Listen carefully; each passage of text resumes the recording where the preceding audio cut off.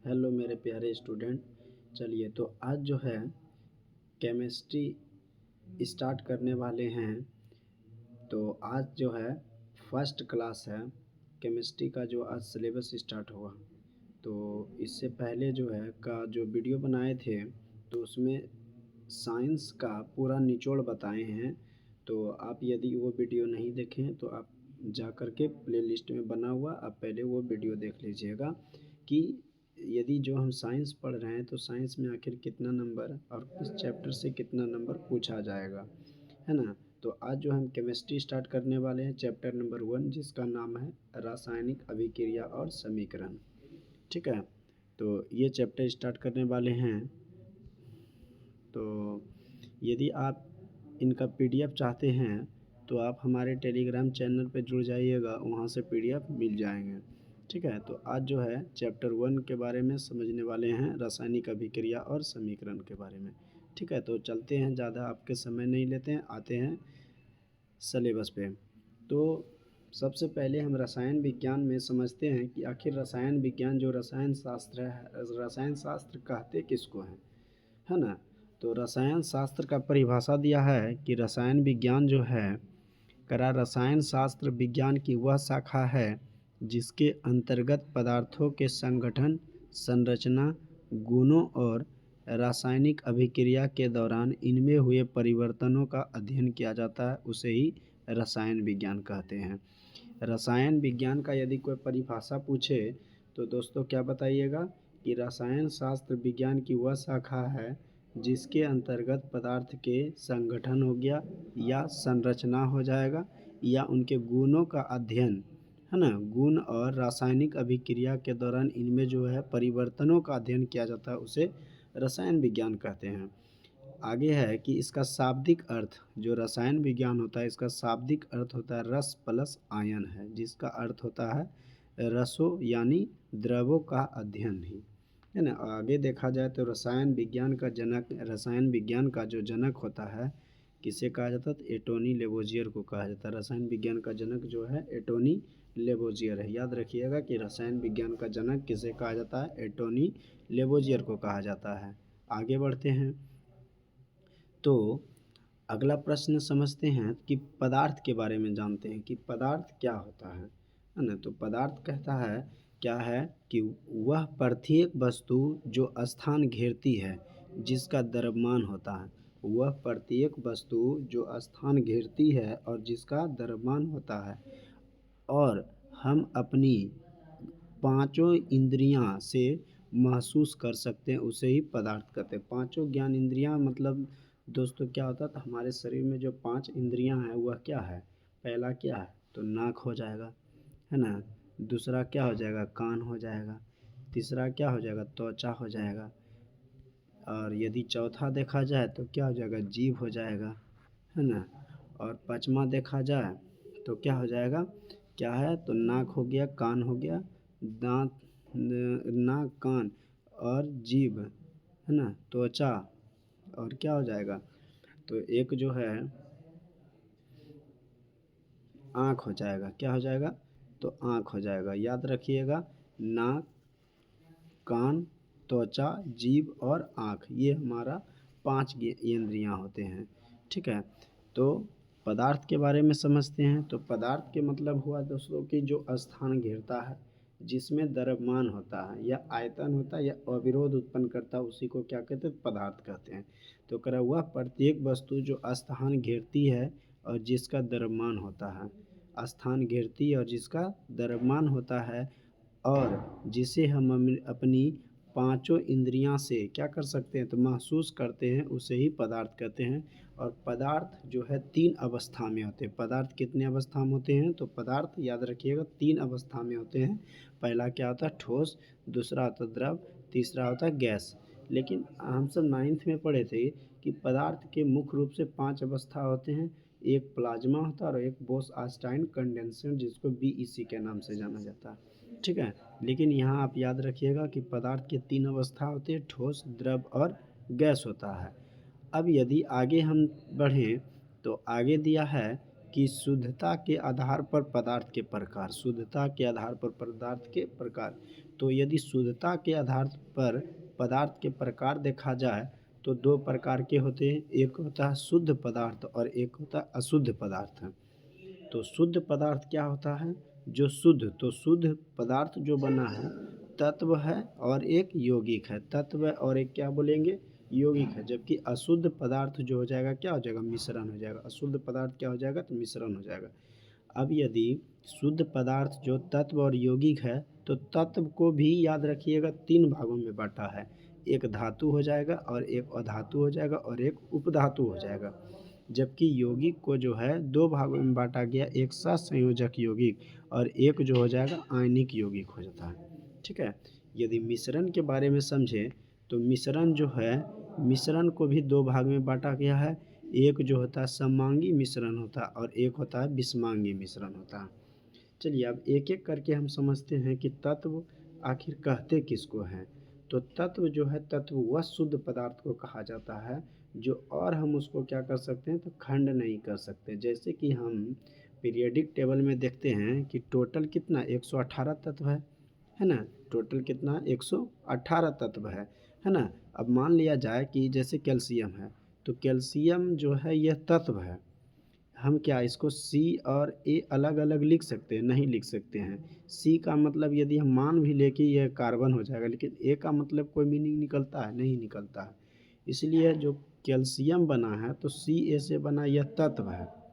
ठीक है, याद रखिएगा। और एक टेक्निक याद रखिएगा क्या, कि तत्व जो होता अकेले होता है, तत्व क्या होता है, अकेले होता है।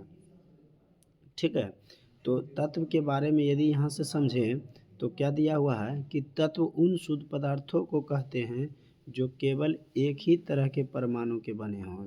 अब एक ही तरह परमाणु, तो परमाणु क्या होता है, क्योंकि तत्व जो है परमाणु के बने होते हैं। परमाणु जो है तीन मौलिक कण के बने होते हैं, एक होता है इलेक्ट्रॉन, एक होता है प्रोटॉन और एक होता है न्यूट्रॉन। आगे यदि देखा जाए इलेक्ट्रॉन पे कौन आवेश होता है, तो माइनस आवेश होता है, मतलब माइनस चार्ज होता है। ठीक है। प्रोटॉन पे देखा जाए प्लस होता है और न्यूट्रॉन पे आवेशहीन होता है, इस पर कोई चार्ज नहीं होता है। यदि आगे फिर क्वेश्चन पूछा जा सकता है ऑब्जेक्टिव में कि इलेक्ट्रॉन का बताइए कि खोज किसने किया था, तो जे थॉमसन किया था या टॉमसन कह सकते हैं दोस्तों।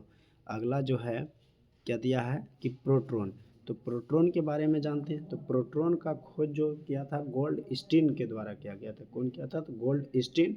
लेकिन उसका जो है कह सकते हैं कि नाभिक का खोज जो है रदरफोर्ड किया था। गोल्ड स्टीन खोज किया था लेकिन नामांकन जो है रदरफोर्ड के द्वारा दिया गया था, है ना। आगे यदि देखा जाए तो न्यूट्रॉन, न्यूट्रॉन का खोज जो होता है जेम्स चैडविक के द्वारा किया गया। कौन किया, तो इसका जो न्यूट्रॉन का खोज किया गया है जेम्स चैडविक के द्वारा किया गया। ठीक है। अब एक ये ऑब्जेक्टिव भी याद रखिएगा, इलेक्ट्रॉन पे आवेश कितना होता है, तो इलेक्ट्रॉन पे आवेश जो होता है -1.6 गुना 10⁻⁻19 कूलाम होता है। एक इलेक्ट्रॉन पे जो आवेश होता है, इलेक्ट्रॉन पे माइनस चार्ज होता है और उस पर आवेश कितना होता है, तो 1.6 गुना 10⁻⁻19 कूलाम होता है। लेकिन प्रोटॉन पे जो आवेश होता है तो ये सिर्फ प्लस लगा देंगे, बोलेंगे 1.6 मल्टीप्लाई 10⁻⁻ कितना -19 कूलाम हो जाएगा। ठीक है। आगे यदि क्वेश्चन फिर पूछ दिया जाए कि यदि याद नहीं रहेगा ना, तो एक इसका टेक्निक याद रखिएगा कि बोलिएगा कि द गोपचन, द गोपचन, द मतलब हो गया थॉमसन, किसके द्वारा, इलेक्ट्रॉन, इलेक्ट्रॉन का खोज थॉमसन किया था। प्रोटॉन का खोज गोल्डस्टीन किया था, है ना। और न्यूट्रॉन का खोज एन मतलब हो गया न्यूट्रॉन और सी एच मतलब चैडविक हो गया, है ना। तो इलेक्ट्रॉन का खोज थॉमसन के द्वारा या टॉमसन, प्रोटॉन का खोज गोल्डस्टीन के द्वारा और न्यूट्रॉन का खोज चैडविक के द्वारा। उम्मीद करते हैं कि आपको अच्छी तरह से बात समझ में आ रहा होगा, है ना। आगे चलते हैं तो आगे है कि तत्व की परमाणु संख्या बराबर होता है इलेक्ट्रॉन की संख्या और बराबर क्या होता है, प्रोटॉन की संख्या, है ना। आगे हम सब आते हैं तो आगे है यौगिक। यौगिक क्या होता है, तो यौगिक है कि यौगिक, तो क्वेश्चन है यौगिक किसे कहते हैं। चलिए दोस्तों यौगिक के बारे में समझते हैं। तो यौगिक है कि दो या दो से अधिक पदार्थ को जो है कि एक निश्चित अनुपात में मिलाते तो यौगिक बन जाता है। जैसे यदि हम जल देखें तो जल जो है H2O है, निश्चित अनुपात में है ना। यह जो है निश्चित अनुपात में है, जैसे कि C6H12O6, ठीक है, किसका सूत्र है, तो ग्लूकोज का सूत्र है। अब यदि इसका परमाणु देखा जाए तो 6 हो गया, 12 हो गया और कितना हो गया, 6 हो गया। कार्बन के 6 अणु से मिलकर बना है, हाइड्रोजन के 12 अणु से मिला और ऑक्सीजन के 6 अनुपात। मतलब यदि इसको हम कटाएं तो 1 अनुपात 2 अनुपात 1 के अनुपात में आ जाएगा। मतलब 1 अनुपात 2 अनुपात 1 के अनुपात में हो जाएगा, ठीक है। तो और ये भी याद रखिएगा कि यौगिक का जो है सूत्र होता है, यौगिक का क्या होता है, सूत्र होता है, जबकि मिश्रण का कोई सूत्र नहीं होता है, ठीक है। तो यदि क्वेश्चन पूछा जाए कि यौगिक किसे कहते हैं, तो बोलेंगे कि 2 या 2 से अधिक तत्व जब एक निश्चित भार के अनुपात में रासायनिक क्रिया करके एक नए पदार्थ का निर्माण करते हैं तो इस प्रकार बने नए पदार्थ को ही यौगिक कहा जाता है। आगे बढ़ते हैं तो आगे है मिश्रण। मिश्रण क्या है, तो क्वेश्चन है कि मिश्रण किसे कहते हैं। चलिए मिश्रण के बारे में समझते हैं।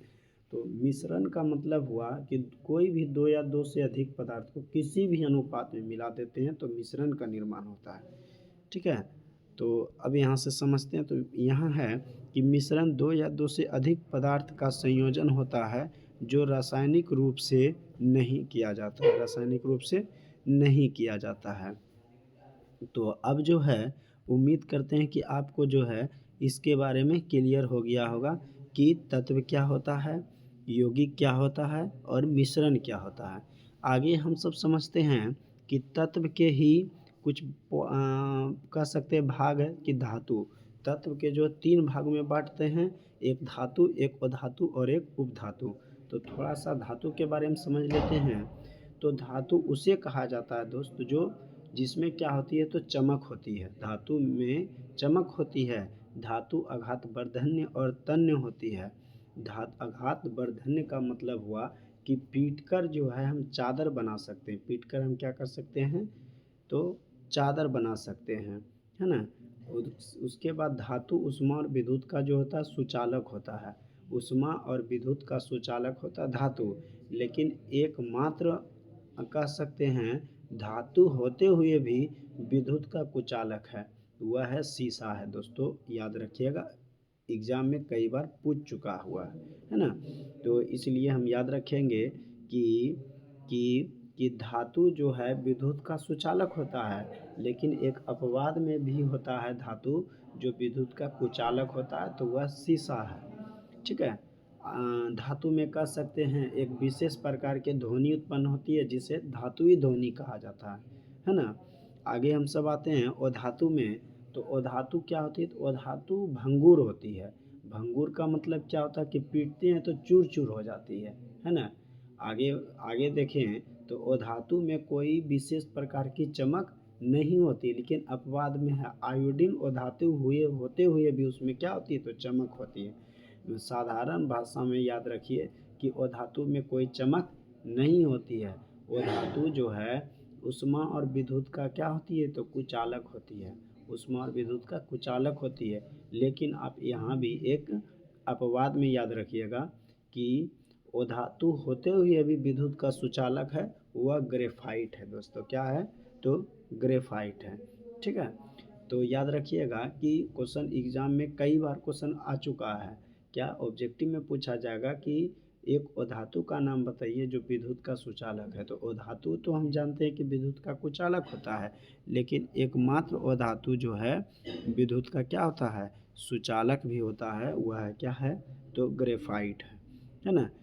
उसके बाद उपधातु के बारे में आते हैं। तो उपधातु जो है धातु और अधातु को अलग करता है, उसी को उपधातु कहा जाता है। मतलब उपधातु को कह सकते हैं बॉर्डर लाइन है ना। धातु और अधातु के बीच जो होता है वह है उपधातु है ना। चलिए तो आगे हम सब बढ़ते हैं। अब आगे जो है आगे कुछ कह रहा है कि कुछ तत्वों के संकेत और परमाणु संख्याएं। तो सबसे पहले जो है आप आज जो क्लास में जो भी हम सब पढ़े हैं उसको आप क्या कीजिएगा, एक बढ़िया सुंदर ऐसा कॉपी लीजिएगा और जितना भी बात को बोले और आपके पास जो है नोट्स ये है, इसको आप कॉपी में लिख कर याद करके आइए। आज के लिए इतने ही रखते हैं। धन्यवाद।